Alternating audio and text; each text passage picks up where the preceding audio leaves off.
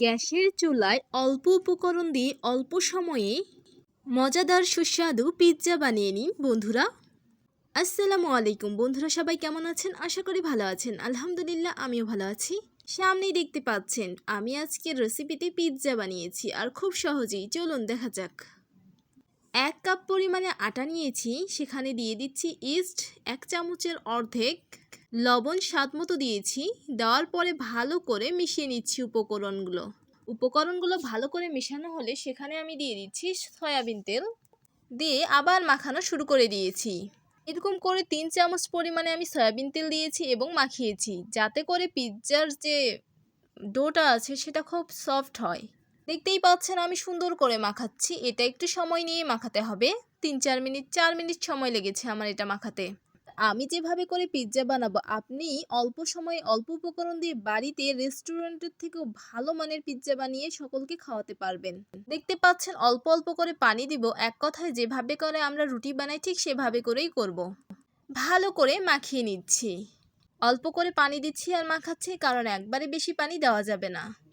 এই যে দেখতেই পাচ্ছেন, এখন ভালো করে এটাকে মথে নিচ্ছি। মথে নেওয়া শেষের দিকে হলে অল্প অল্প করে সয়াবিন তেল দিব আর ভালো করে মাখাবো। এতে করে খুব সফট হয় বা নরম হয় ডোটা। দেখে বুঝতেই পারছেন আমি কত সুন্দর করে মাখাচ্ছি। আর আমার ভিডিওটি যদি ভালো লেগে থাকে তাহলে একটি লাইক, কমেন্ট, শেয়ার করবেন। আজকে যে পিৎজাটি বানাবো আর উপরে যে চিজ দেওয়া থাকে সেই চিজটা আমি নিজেই বানিয়েছি। এই ভিডিওটাও আপনারা আমার পেজে পাবেন, সার্চ দিলেই। হাফ কেজি পরিমাণে দুধ নিয়েছিলাম, গরুর দুধ। সেটি দিয়েই আমি চিজ বানিয়ে নিয়েছিলাম, আর সেই চিজ দিয়েই আমি পিৎজাটা বানাইছি। দেখতেই পাচ্ছেন এখন ভালো করে এটাকে আমি মাখাচ্ছি। আর কতটা সফট হয়েছে আপনাদের দেখানোর জন্য হাত দিয়ে দেখাচ্ছি যে কীরকম হয়েছে। আর আমি আজকে প্রথমবার পিৎজা বানিয়েছি, আর এত সুন্দর এবং এত মজাদার হয়েছে, আপনারা দেখলেই বুঝতে পারবেন যে কতটা মজাদার হয়। আমরা অনেকেই চিন্তা করি যে রেস্টুরেন্টে যাব, পিৎজা খাবো, কত টাকা দাম নেবে, কি দরকার রেস্টুরেন্টে যে টাকা নষ্ট করার। আপনি বাড়িতেই অল্প উপকরণ দিয়ে বাড়ির সকলের সাথে বসে এই পিৎজাটি বানিয়ে খেতে পারবেন। এখন এটাকে আমি 30 মিনিটের জন্য ঢেকে রেখে দিব। যেহেতু ইস্ট দিয়েছি এটা ফুলে যাবে, একটু ভারী কিছু দিয়েই ঢাকনা দিতে হবে। আমি স্টিলের প্লেট দিয়ে ঢাকনাটা দিয়ে দিলাম। এদিকে দেখতে পাচ্ছেন চুলায় কড়াই বসিয়ে দিয়েছি, আর ওইদিকে ওটা রেস্টে রেখে দিয়েছি। মুরগির মাংস কুচি কুচি করে কেটে নিয়েছি। কড়াইয়ে সয়াবিন তেল দিয়ে দিচ্ছি। দেওয়ার পরে এটা একটু গরম হলে সেখানে আমি মুরগির মাংসগুলো দিয়ে দিব। আর মুরগির মাংসটা কিন্তু আমি ভালো করে ধুয়ে নিয়েছি।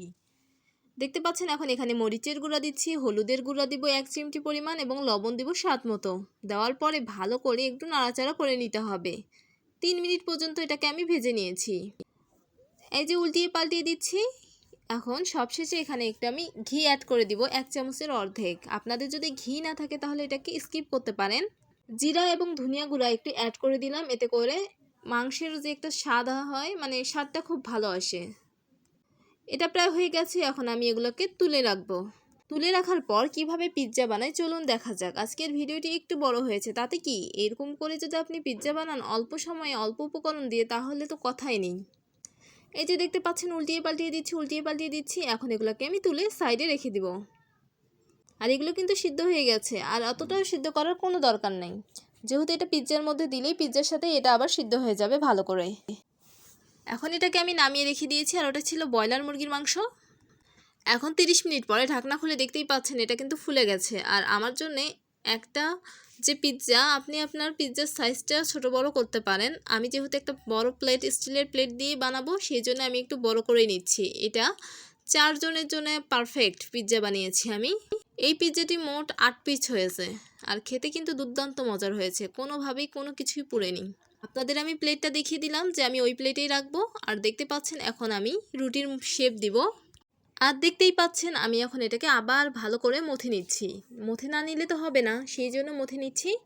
তারপর এটিকে একটা রুটি বানাবো, বেশি মোটাও না বেশি পাতলাও না। আর যেহেতু ইস্ট দিয়েছি সেজন্য রুটিটা কিন্তু, পিৎজার যে রুটিটা আছে সেটা কিন্তু ফুলে সেরকম একটা বড় পিৎজা হবে। দেখতে পাচ্ছেন গোল করে নিলাম। এখন একটু সামান্য আটা দিয়ে দিচ্ছি। এখন এটাকে আমি বেলে নিব।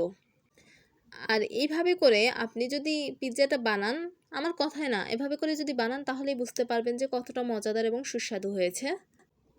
আমার বাসায় খেয়েছে, খুবই মজা তারা পেয়েছে। তারা বলেছে এরকম করে আরও কয়েকদিন পিৎজা বানাতে। আর কখনোই রেস্টুরেন্টে যেয়ে আমাকে পিৎজা কিনে খেতে হবে না, এই দিক দিয়ে আজকে আমি খুবই হ্যাপি। দেখতে পাচ্ছেন যে আমি কত বড় রুটিটা বানিয়ে নিয়েছি, আর বেশি মোটাও না বেশি পাতলাও না, সেরকম সাইজ করে নিয়েছি। স্টিলের প্লেটে সয়াবিন তেল দিয়ে দিচ্ছি, আর একটু বেশি করেই তেল দিবেন, বেশিও না কমও না, মানে 2 চামচ পরিমাণে তেল দিয়েছি। আর আমি কতটুকু তেল দিয়েছি দেখে বুঝতে পারছেন। এতে করে কি হয়, পিৎজাটা আর পুড়ে যাওয়ার সম্ভাবনা থাকে না, আর এটা লেগেও যাবে না সেজন্য। আর এই যে রুটিটা এখানে দিয়ে দিলাম। এখন রুটি দেওয়ার পরে আসল কাজ কিন্তু চলে এসেছে, একটু সাইডটাকে আমি একটু টেনে টেনে বড় করে নিচ্ছি, কারণ সাইডে তো একটু মোটা রাখতে হবে। তারপর এরকম করে আঙ্গুল দিয়ে ট্যাপ ট্যাপ করে নিতে হবে। আপনারা দেখলেই বুঝতে পারবেন যে আমি কিভাবে করছি জিনিসটা।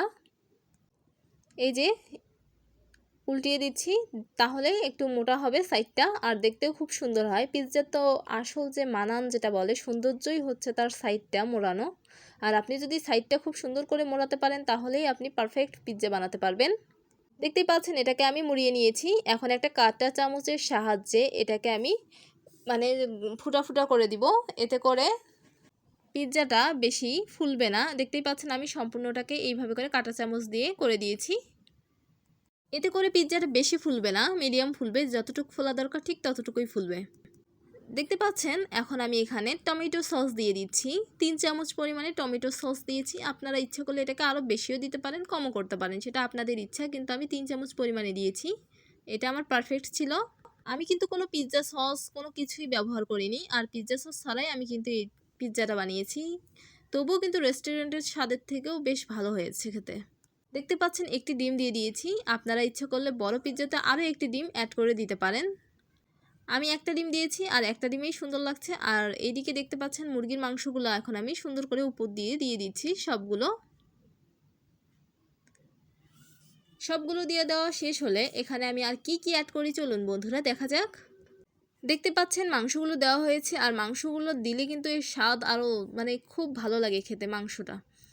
আর ক্যাপসিকাম কুচি দিয়েছি 4 ভাগের 1 ভাগ। একটা ক্যাপসিকামকে কেটে 4টি টুকরা করেছিলাম, সেই 4 টুকরার মধ্যে 1 টুকরা এখানে দিয়েছি।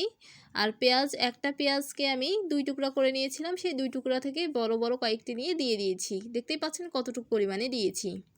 একটু গরুর কাঁচা দুধ নিয়েছিলাম, সেখানে 1 চামচ পরিমাণে চিনি দিয়ে অল্প একটু নেড়ে হাত দিয়ে এরকম করে দিয়ে দিচ্ছি। আর আপনাদের যদি ব্রাশ থাকে তাহলে ব্রাশ দিয়ে সাইড দিয়ে মাখিয়ে দিতে পারেন। এতে করে কি হয়, সাইডটা সাদা থাকে, মানে পুড়ে যায় না, আর দেখতে সুন্দর লাগে।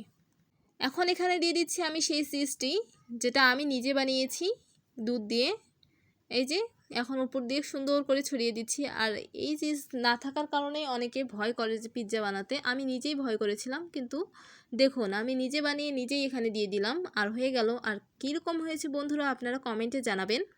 আর গ্যাসের চুলায় বসিয়ে দিয়েছি কড়াইটাকে 5 মিনিট জাল দিয়ে এটাকে গরম করে নিয়েছি। দেখতেই পাচ্ছেন কড়াই গরম হলে সেখানে আমি প্লেটটা আস্তে করে বসিয়ে দিব। বসিয়ে দেওয়া শেষ হয়েছে। এখন এখানে একটু ঢাকনা দিয়ে আপনাদের দেখাচ্ছি। এখনও বলেন তো বন্ধুরা আমি কি দেই নেই? আমি কিন্তু এখনও লবণ দেইনি। এখানে 2 চিমটি পরিমাণে লবণ উপর দিয়ে দিচ্ছি, এতে করে এর স্বাদটা আরও দ্বিগুণ হয়। 2 চিমটি লবণ দিচ্ছি উপর দিয়ে, এবং জিরা এবং ধনিয়া গুঁড়া অ্যাড করে দিলাম 2 চিমটি পরিমাণ। উপর দিয়ে দেওয়ার কারণে পরে এটা গলে গলে নিচে চলে যায়, আর এটার খেতে স্বাদটা অনেক মজা লাগে। 15 মিনিট পরে ঢাকনা খুলে আমি একটা কাঠির সাহায্যে দেখছি যে এটা হয়েছে কিনা। দেখতেই পাচ্ছেন আমার কাঠিতে কিন্তু কোনো প্রকার আটা ভরে নেই, এর মানে হচ্ছে আমার পারফেক্টভাবে হয়ে গেছে। আর তবুও কিন্তু আমি 5 মিনিট কড়াইয়ের মধ্যে রেখে দিয়েছিলাম, ভাপেই পিৎজাটা আরও ভালো হয়েছে। কিন্তু ঢাকনা দিবেন না কোনো স্টিলের, এমনি ঝাপা বা প্লাস্টিকের কোনো ঝুড়ি দিয়ে ঢাকনা দিয়ে রেখে দিবেন। আর খুব সহজেই কিন্তু উঠে গেছে। আর দেখুন আপনারা ভিতরটা এবং বাইরটা কত সুন্দর হয়েছে। আর আপনারা কমেন্টে জানাবেন যে আমার পিৎজাটি আসলে কেমন হয়েছে। কোনো প্রকার কোনো কিছুই পুড়ে যায় নাই, আর ভিতরে খুব সুন্দরভাবে সিদ্ধ হয়ে গেছে। আর চিজটাও কিন্তু খুব সুন্দর হয়েছে বন্ধুরা। এটাকে কাটার পালা এবং খাওয়ার পালা। আর এই যে দেখতেই পাচ্ছেন আমি চাকু দিয়ে কাটছি, আর চাকু দিয়ে কেটেই দেখাবো যে কীরকম হয়েছে। আর আমার ভিডিওটি যদি ভালো লেগে থাকে তাহলে শেয়ার করবেন, আর আমার ফেসবুক পেজটিকে ফলো করবেন, আর ইউটিউব চ্যানেলটিকে সাবস্ক্রাইব করবেন। আর এই যে হয়ে গেছে আমার পিৎজা। এই পিৎজাটি 4 জন আরামসে খেতে পারে। আর এই যে সস দিয়ে খাবেন, টমেটো সস। সবাই ভালো থাকবেন, সুস্থ থাকবেন। আসসালামু আলাইকুম, আল্লাহ হাফেজ।